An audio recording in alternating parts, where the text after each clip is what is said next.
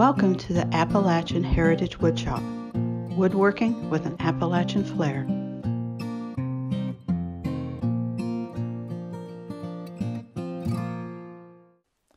This is Jerill Vance with the Appalachian Heritage Woodshop. I'd like to show you how to determine the correct number of clamps and the placement of the clamps when you go to glue up. Now, first thing I want to say is this method holds true for any type of clamp that has two jaws. So if you have a wood screw clamp, a quick grip clamp, a C clamp, a spring clamp, pipe clamp, F body clamp, or a K body clamp, or any clamp that has two jaws, this method works.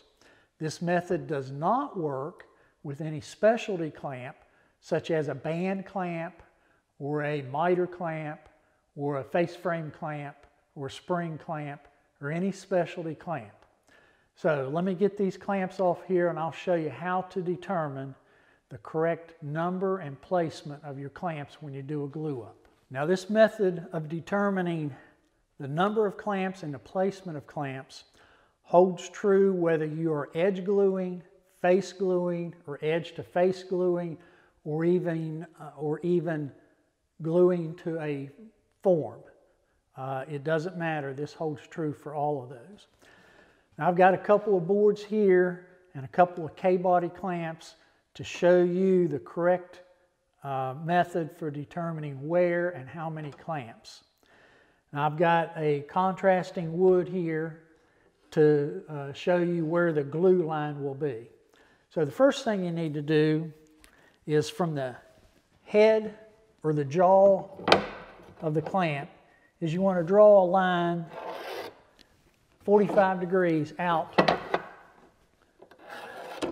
both directions from that clamp. Now, the reason you do that, when you tighten this up, the pressure is dispersed along this line. So it comes out at a 45-degree angle until it gets to the first glue joint. And then that is where the pressure is applied. So your next clamp, you want to move it over. And when you draw your line on it, these lines need to intersect or be touching when they get to the first glue joint. And the same way over here. So that way, when you tighten up your clamps,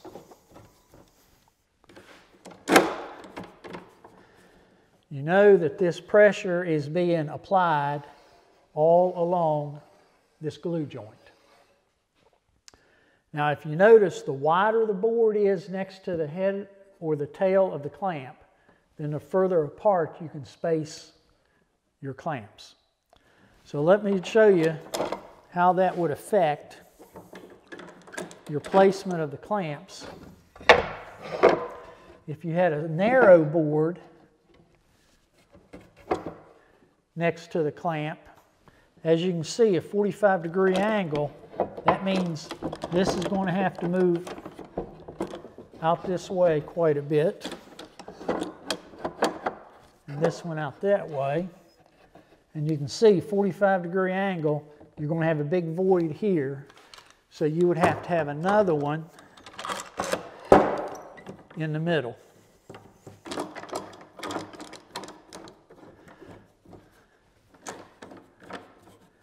Now, when you apply pressure, it is all along this first glue joint here. Now, that's valuable information when you're doing specific type of glue up, such as a plywood shelf and covering a raw edge with a little thin piece of wood.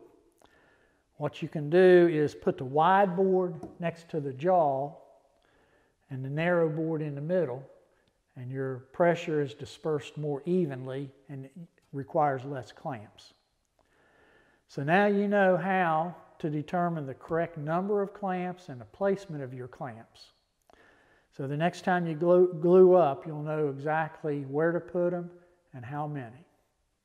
Remember, be proud of your Appalachian heritage.